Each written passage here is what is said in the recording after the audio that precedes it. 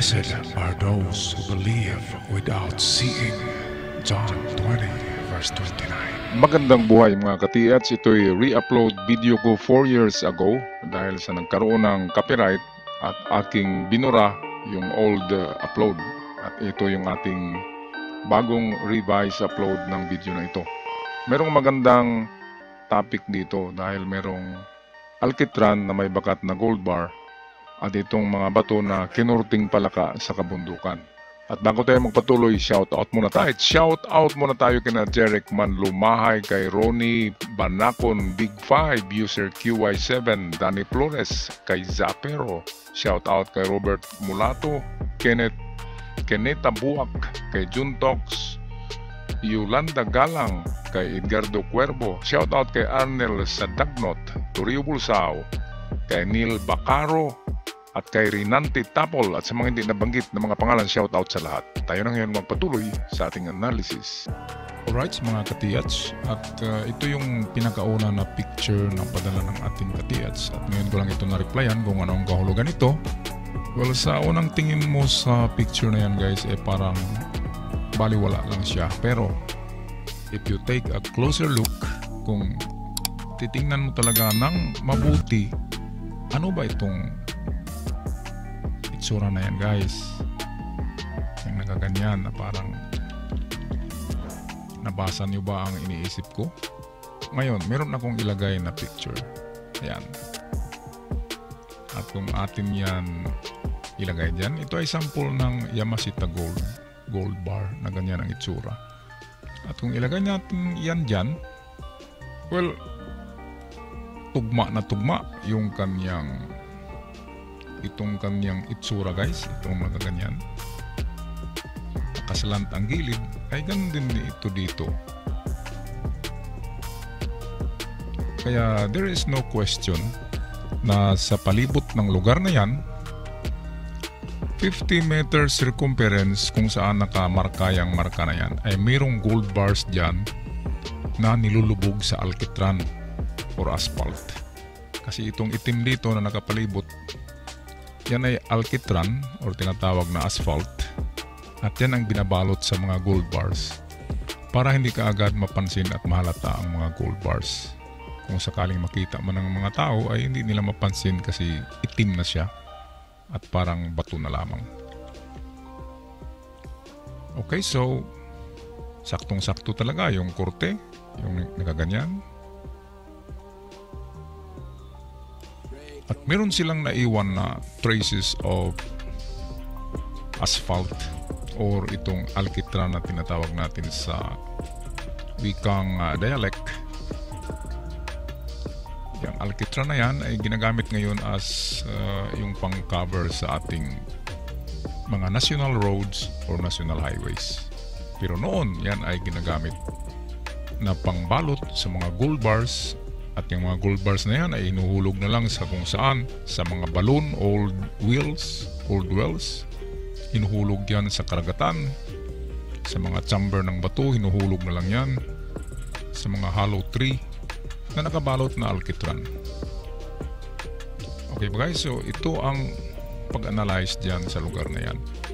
Merong gold bars na nakabalot sa alkitran, sa pinakamalayong distance niyan ay 50 meters in diameter. I-search nyo ang area, ay nandyan lang ang gold dyan sigurado, kasi nakahulma yung isa dito, meaning to say dito sila nagtrabaho ng pagbalot ng alkitran sa mga gold bars, at may naiwan silang impression or itong nakahulma or nakamarka na yan. Siguro itinayo ang bawat bareta at aksidente na naiwan dyan ang marka. At kung ilang taon na ay nandyan pa rin kasi asphalt. Hindi ka agad matatanggal yan. Okay, ngayon tingnan natin ang pinakamamanghang picture na pinadala sa akin. Ngayon lang ako nakakita nito guys. Akala ko hindi totoo itong napakaraming eskulptura ng palaka. Ito guys. Ito yung close up. Ang lugar na ito ay tinatawag ko na ito na dapat ay heritage site na ito, dapat i-preserve Napakagandang skulptura kasi niyan, mga palaka. Merong 5 giant bullfrog dyan. Kung tingnan natin yan ay endemic sa Pilipinas ng mga palaka. Yan ang kinakain natin, yung palaka sa palayan, saka sa river. Ganyan ang itsura niya, long-legged. At yung ilong niya ay mahaba. Kakaiba naman yung bullfrog na German bullfrog or American bullfrog.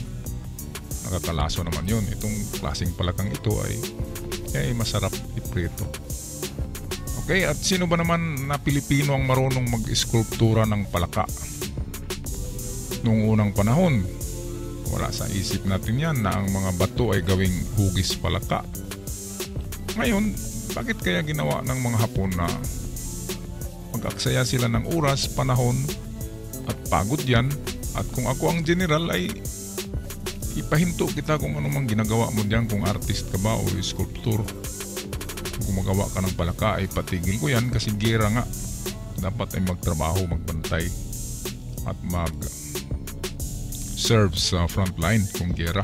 At hindi yan gagawa ka ng ang daming palaka. Ngunit merong kahulugan yan guys, kasi utos yan ng general o ng emperor na sa lugar na ito o sa lugar na yan ay maglagay tayo ng special marker, special sign, special symbols na kung saan ay babalik tayo dyan. Ayan lang ang hanapin natin ng mga simbolo kasi hindi yan masisira ng kalikasan. Yang ganyang malalaking bato na hugis at intentionally ay kinakarb ang bato at ginagawang palaka. Ngunit ang kanilang posisyon ay merong kahulugan. Ito ang ating i-decode ngayon kung ano ang kahulugan ng 5 palaka na yan, na kung saan ay nasa isang lugar lamang. Ito ay pang Instagram guys. Kung ako ang may-ari ng lupa na ito ay isangguni ko ito sa tourism, sa local tourism office, at gawin na isang tourist spot kasi napakaganda niyan. Imagine giant palaka na kinarb bato 5, pero yung isa dito ay nasira na. Napansin ko ito, pati yung mata niya ay tinira siguro yan ng maso. Baka may nauna na treasure hunter dyan. Ito pati ilong niya tinira, kawawa naman ng palaka, pati mata binutas. Pag ganitong site guys na mayroon ng tinatawag na work of arts, ay dapat atin yan pag-ingatan at huwag sirain. Kung may treasure man dyan, dapat ay sigurado tayo kung saan na spot. Hindi basta-basta babasagin natin yan kasi yan ay parang enchanted na place. Imagine mga palaka naging bato. Siguro mayroong ibong adar na dyan na kung saan kung magpupupo yung ibon adar na, ay sinong tatamaan ng kanyang pupo ay magiging bato, di ba? Yan ang legend. Itong mata dito guys, pinupok yan ng maso. Ito rin, pero matagal na. Siguro kung ilang taon na yan, may napadaan dyan na treasure hunter. Pero hindi niya alam na ang treasure ay nandito sa malaking bato o malaking palaka. Maya-maya atin tatalakayin yan kung saan hahanapin ang palaka. Make that ang saan hanapin ang palaka dyan na nagtatago ng treasure. Okay? Atong tingnan natin guys. Saan na palaka ang pinakamalaki? Well, ito yung pinakamalaki. Ito yung pangalawa. Ito malaki siguro to kaya lang nakatago. Pangatlo, pang-4 at pang-5 na malaking palaka. Alright, at saan nga ba nakatingin ang mga palaka na yan? Itong palaka na ito guys ay nakatingin siya dito na palaka. At itong palaka naman na ito ay nakatingin siya dito sa umumbok na parte ng palakang ito. Kaya itong nakaumbok dyan ay that is one of our suspect na nandyan nakatago ang tinatawag natin ng mga treasure enclosed in the rock. Kaya lang guys, kailangan gumamit kayo talaga ng metal detector dyan para hindi masira ang mga bato, ang mga eskulptura, ang mga work of art na yan. Yan ay antique na, matagal na yan, halos 100 years na yan. Para hindi masira yung palaka na yan, para sigurado tayo ay gumamit tayo ng metal detector. I-detect nyo yung nakaumbok dyan. Kung mag-positive yan, saka nyo yan butasin. At huwag nyo durugin, butasin lang, silipin kung may laman. At kung makuha nyo naman ay siyempre mayaman na kayo. Magbayad na lang kayo ng mason na gagawa dyan. I-repair yung mga nasira. Sinira nyo kasi kawawa naman yung mga palaka na yan. Ang tagal-tagal na yan dyan tapos sisirain. Okay, so ang istorya dito guys ay itong unang palaka nakatingin dito at ito naman ang palaka ay nakatingin dito sa may puwet na umumbok ng palakang malaki. At ang palakang malaki na yan ay nakalublob na siya sa tubig. Parang wala na siyang tinitingnan pa.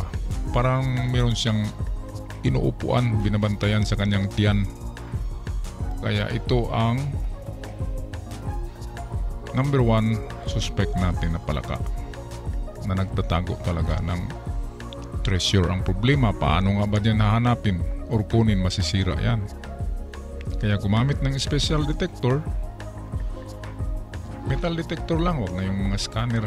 Scammer naman yung mga scanner. Karamihan ng scanner ngayon ay niluluko lang tayo. Metal detector talaga guys, para walang sablay. At itong istorya ng dalawang palaka dito, ano kaya ang kanilang istorya? Ating tingnan.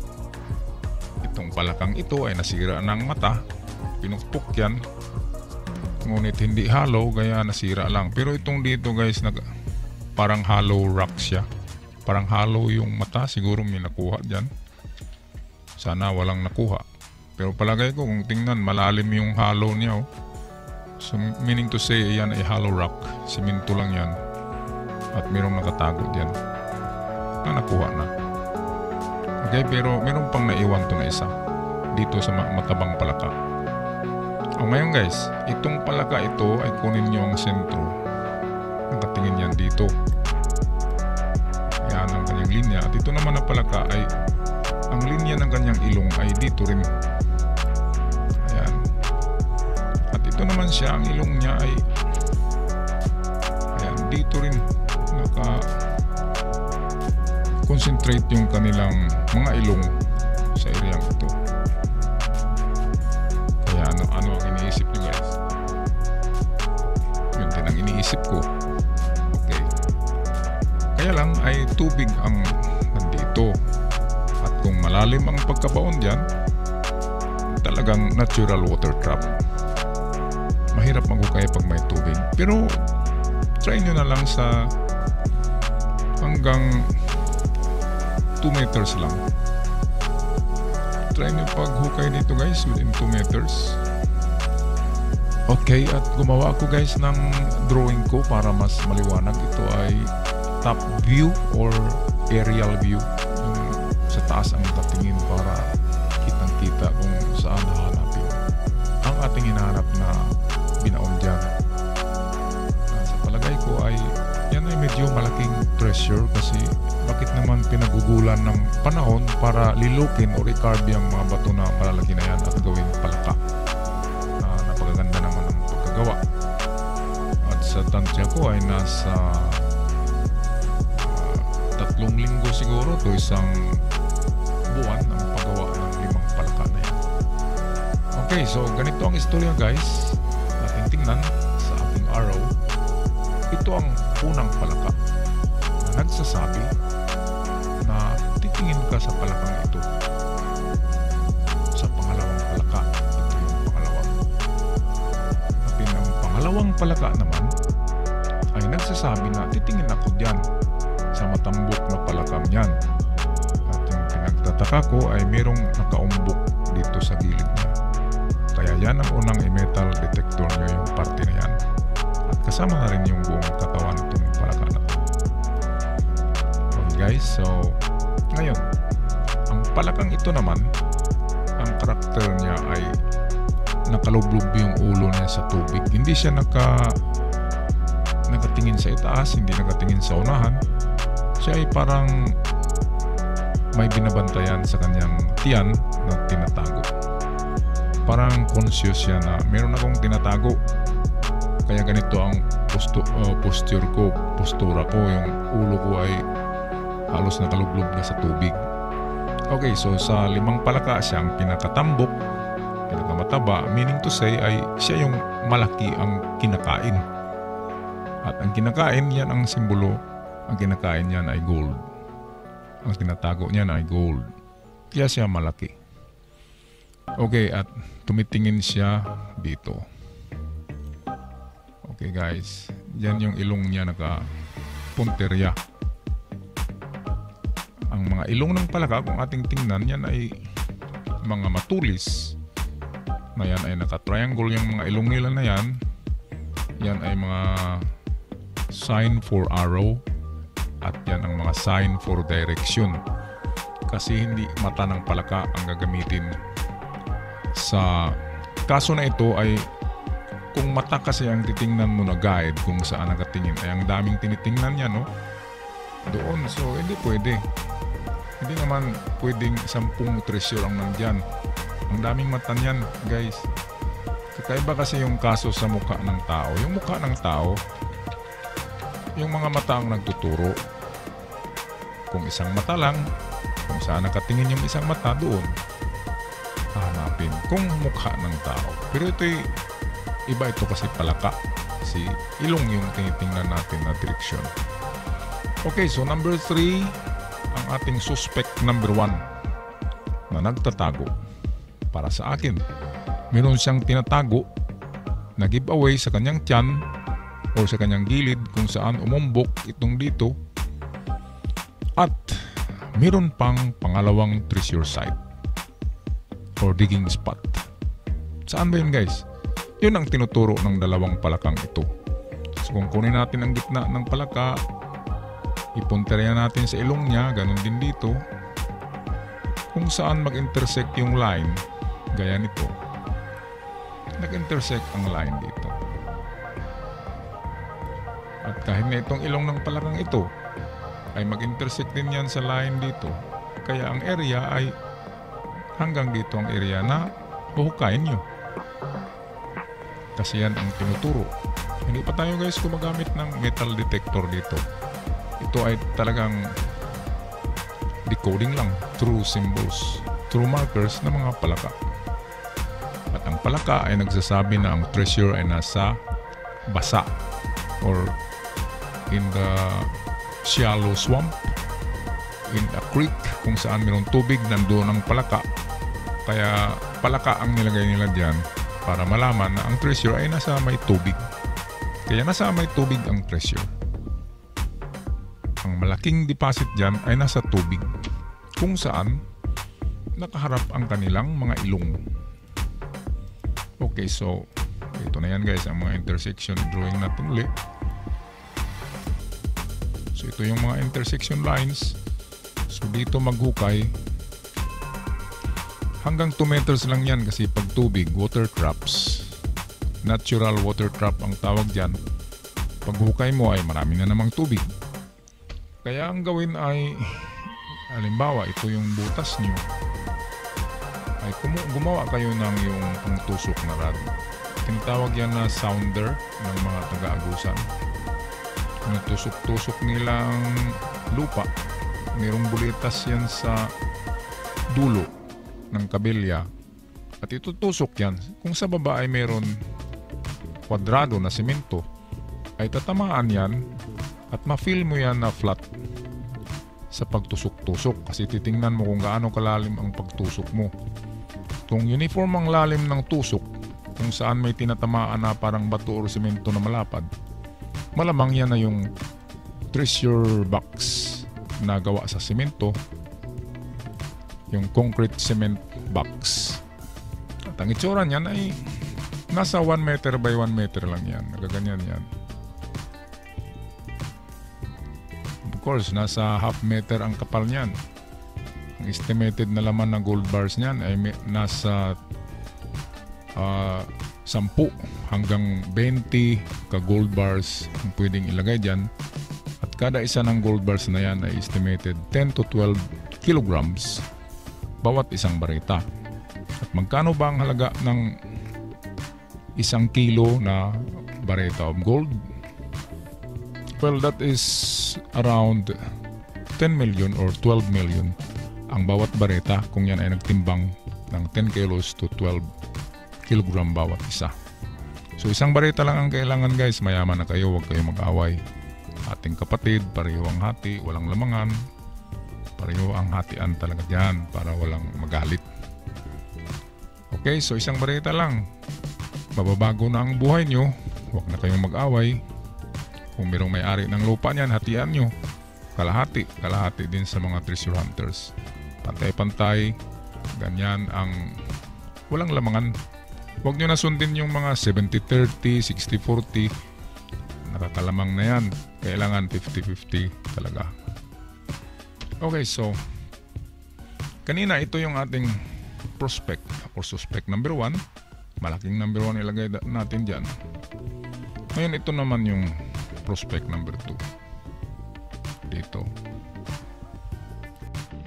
At maraming salamat sa inyong palaging panonood at pagsubaybay sa ating channel mga katiats. At sa mga bago pa lamang, huwag kalimutan mag-subscribe sa ating channel para palagi kayong updated. Ako'y magpaalam na, ingat kayong lahat.